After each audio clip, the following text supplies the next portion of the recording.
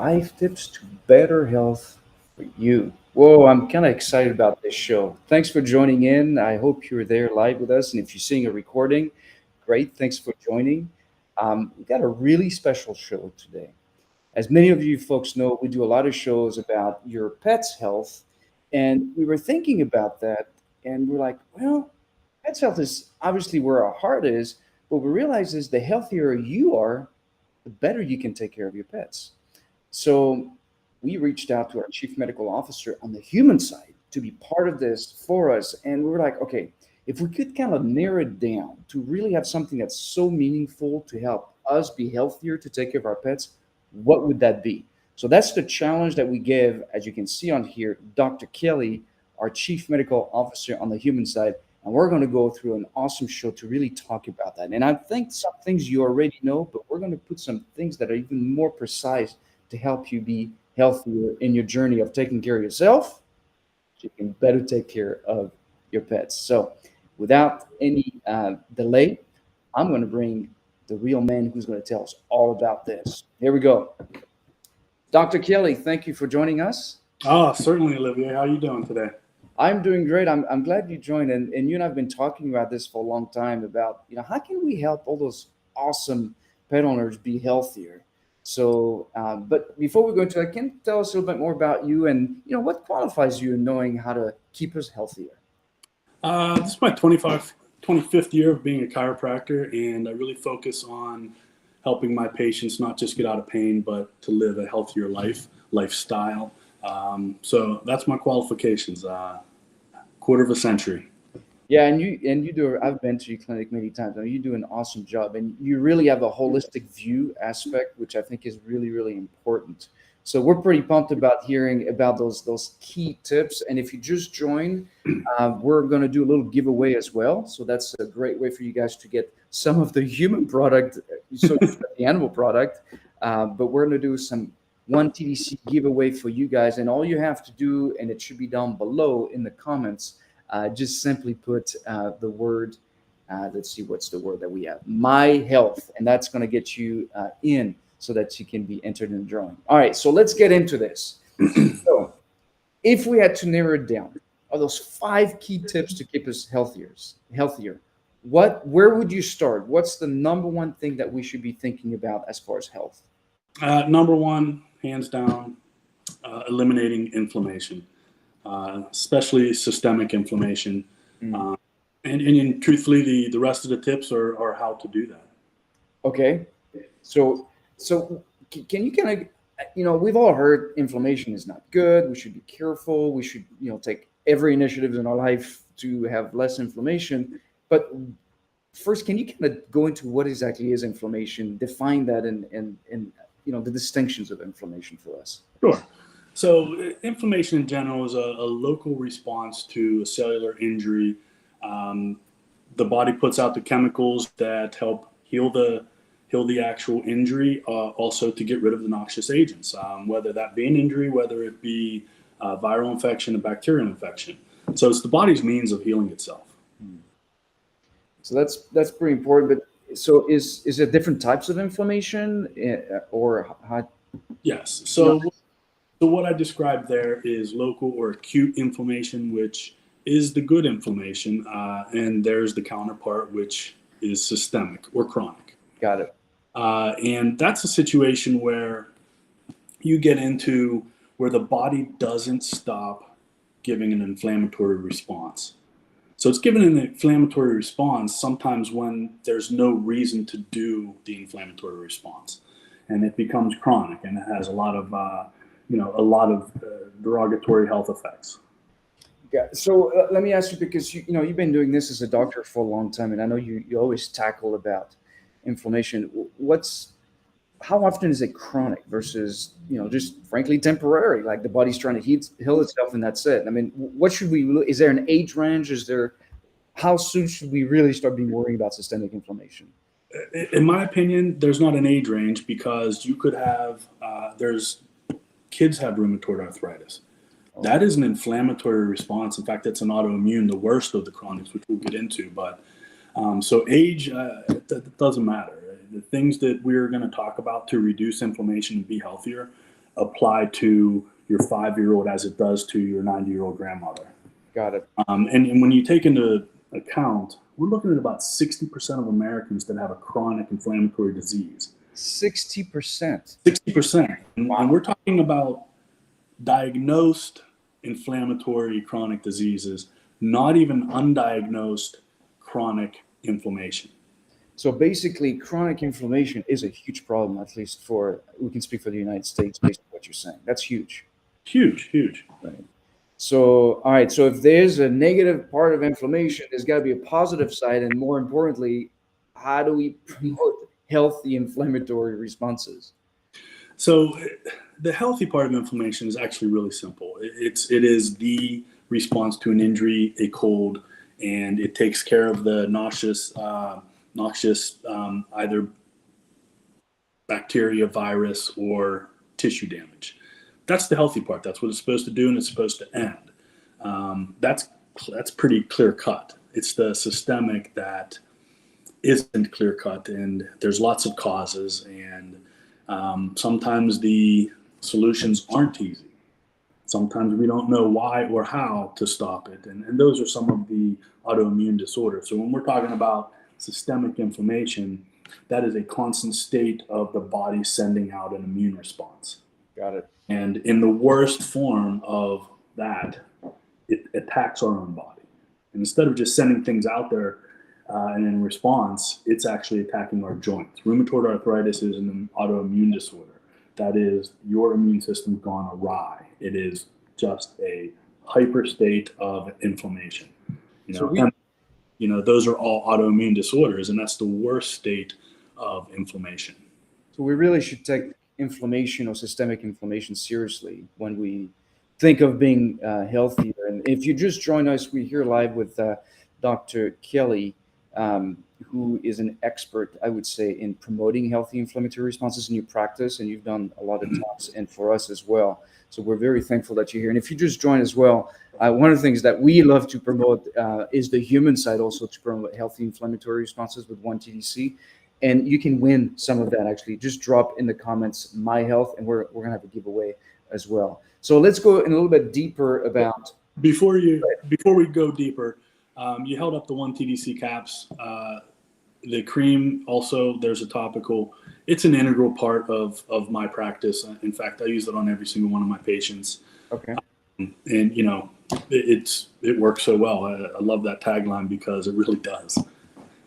Well, there's a funny story to that, and maybe you should share that to the audience, because Dr. Kelly is our chief medical officer on the human side, but I think you approached us before being our chief medical officer in a very skeptical fashion. Do you want to tell the story with how did that happen? Yeah, sure.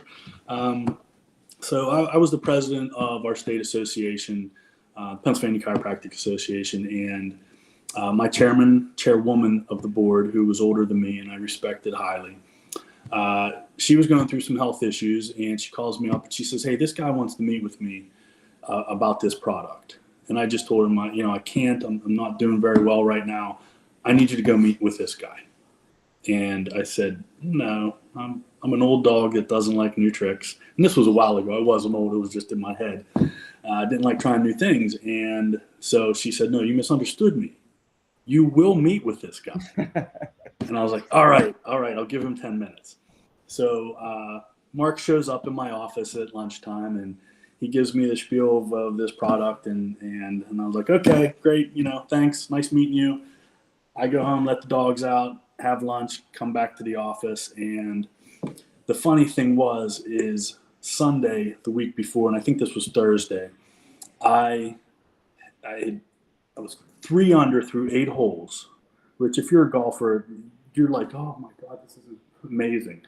And I plugged it into the lip of a bunker, and I'm just beside myself thinking, okay, that's probably a double or a triple. So instead of doing something smart, I hit it as hard as I could, thinking if I pop it anywhere and get up and down, it's only a bogey. So I smack it. As soon as I hit it, I feel my elbow, and it wasn't terrible. I continued to play, finished the round. I think I shot like a 76 or something like that. But I was 3 under, so I lost 9 strokes. But so I'm working, and every time I do a lot of manual therapy, and every time I'm using my hands and working them, I could feel it in my elbow. Again, nothing terrible that I couldn't work through, but it was always there. And at the time, we had 3 products in the office, and I'm not going to say their names, but we used those primarily, and more than one doctor, so we each had our preferences. So I put all 3 of those on, and not one of them even remotely changed how my elbow felt. So I'm like looking at this thinking, geez, this is crazy. People buy this stuff, and maybe it's just me, but it does not change how my elbow feels. So when I got back in, I literally looked at my office manager and I said, let's see how this blank works. And I put it on my elbow, and I kid you not, in 10 minutes, the elbow pain was completely gone. I go treat patients. 2 hours later, I started to feel it again. I went back to my office, put more on. The pain completely disappeared. And I was sold. I was like, I've never seen anything like this in my life. So it was extremely easy for me to promote this product because I knew exactly what it would do. So that's my story, and that's how I got involved. I started selling the crap out of this stuff, and I never looked back.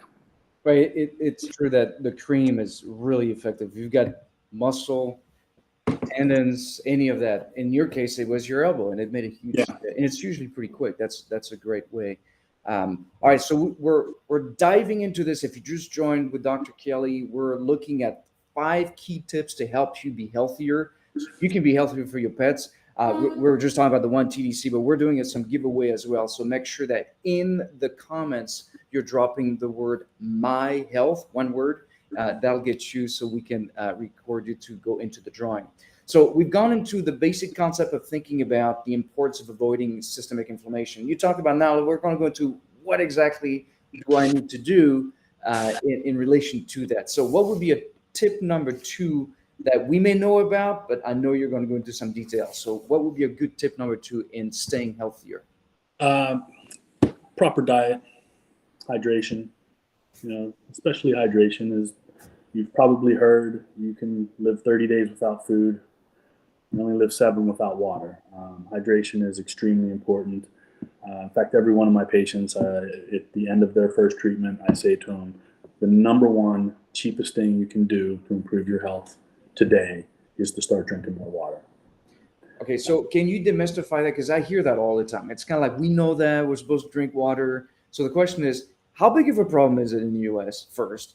And second, truthfully, how much should I really drink? It's kind of like all over the place. Sometimes I see people like a huge gallon bottle they're walking around with, or a gallon and a half. So can we like kind of get this straight and know from the doctor directly how big of a problem is it, and how much should I really drink?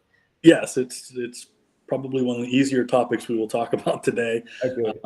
I see those people walking around with those huge things, and it's not necessary. It's not wrong. One of the better things that those big jugs do, and this is an important part of hydration, is you got to drink throughout the day. So I do like the ones that I see patients carrying around where it has a timeline on them. Because when I tell people, the general rule of thumb is half your body weight in ounces. Okay. And in Western PA, we got some big people around here, and they kind of look at me like, it's not possible. And I say it's not as much as you would think. So you have somebody who weighs 250 pounds, it's 125 ounces. That sounds like a lot. But, in the morning, I take my supplements, I'm already 30 ounces in, Oh. Just not because I take a ton of supplements. It's just literally, it's like, I don't just sip it and take the pill. I can't help but to just take a chug of water when you're doing that. So if you start early and continue throughout the day, it's not that bad. So what's that math again? So I'll do that later. So it's half your body weight in ounces. Okay, got it. Now, the caveat is that's if you're just a sedentary person that's not really doing a lot of physical exercise. So what I tell people, half your body weight in ounces. If you drink alcohol, if you drink caffeine, they're diuretics. I love coffee. So I definitely do not only drink half my body weight in ounces. I carry this around, as soon as I finish my coffee, this thing's getting put down, filled up all day long. So bottom line, half your weight in ounces. If you're super active, maybe a little bit more. If you're doing like you know what you're doing when you go to the gym. You're sweating. Right. You have gone above and beyond your normal day. So we all know basal metabolic rate for eating. That's the amount of food you need to survive. Right. So think of half your body weight in ounces as your basal water rate. Got it. If you're drinking coffee, a little extra.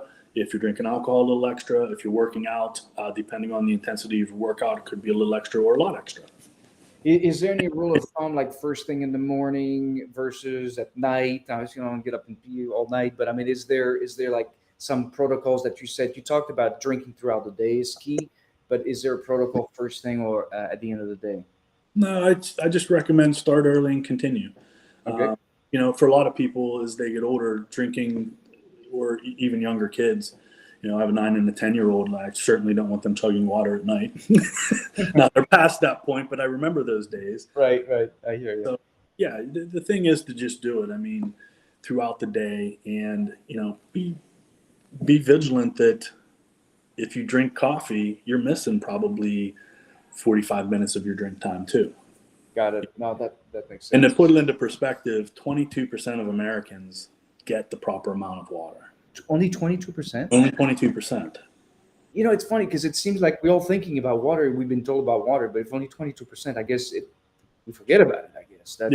That's a really good point. So, all right, folks, take weight, divided by 2. That's your ounces. Just do it. And I wanted to give one more example that kind of hits home, because when I'm seeing patients, I'm not talking about like clinical dehydration where these people need to go to the ER.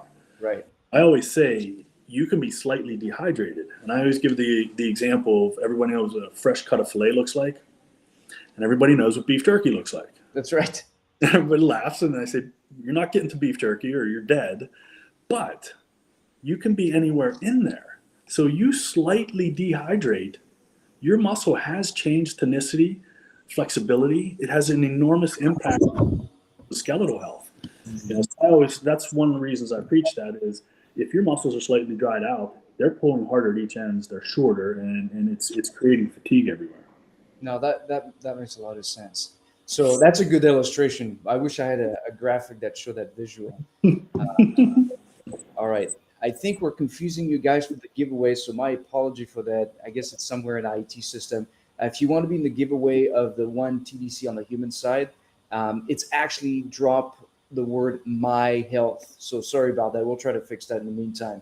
But it's my health that you need to put in the comments, and we'll give away some of the human one TDC. A lot of you guys are using it for your animals, but we want to make sure you're healthy, which is the purpose of this show that we're doing today with Dr. Kelly. So we've talked about hydration. All right, let's talk about this big old word, diet. And I'm not a big proponent of dieting, so I'm hoping that you can help kind of demystify what that means and what's the bottom line that we need to know around that. So when I talk about diet, first and foremost, I want people to understand I'm not talking about, grapefruit 45 diet or, Jenny Craig diets like that, where it's a process that you go through. Yes. I'm talking as diet as the description of proper eating for life. Got it. Diet does not just mean gimmick or non-gimmick. There's good diets to lose weight when you have to lose weight. That's not a bad thing. But when I'm speaking about diet, I am talking about how you eat long-term for life and for health, first and foremost. Got it. And is there something we should be looking at specifically in thinking of that, to help? And frankly, what is a good diet? I mean, what does that mean exactly? And what's the impact? You talked about systemic inflammation. Can you kind of shed some light on that? Here's a tip that you really need to know in relation to. I can, and that's the hardest question you're going to ask me all day, because it is different for all people. You hear about these fad diets, and I have a lot of patients, and I hear the results. I see the results on a lot of these diets. So I'm the type of person that's not going to say that the one diet is the best for everybody.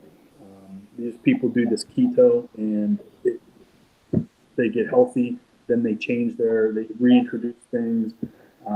So I've had other patients did keto and didn't do anything. So let's focus on diet as proper eating long term. And for our purposes today, I'm talking about foods that will cause inflammation and how we can eat to reduce inflammation. Got it. Got it. Make sure you don't cover your mic. I think you were cutting out a little bit, so we want to make sure we hear your great information. Is there anything from a science standpoint? I've heard you talk about cytokines and proteins, some pretty fancy terms. Is there anything that our audience should know in relation to, the right foods and what makes a difference that you want to add? Yeah, so there's three major culprits, refined sugar, gluten, and dairy. There. So, yeah, and there's very sophisticated ways of doing testing to see what you're allergic to, what food you should stay away from. They're also very expensive.